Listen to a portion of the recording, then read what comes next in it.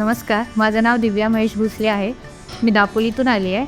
Last year आम्ही मस्जिदमधनं purchase केलेलं, पण इकडे या टायमाला आम्ही थोडंसं सर्च केलं आणि यूट्यूबच्या थ्रू आम्ही इकडे भिवंडीला CHHमध्ये आलो.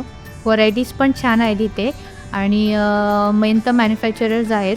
So do visit. छान आहे एक्सपिरियन्स.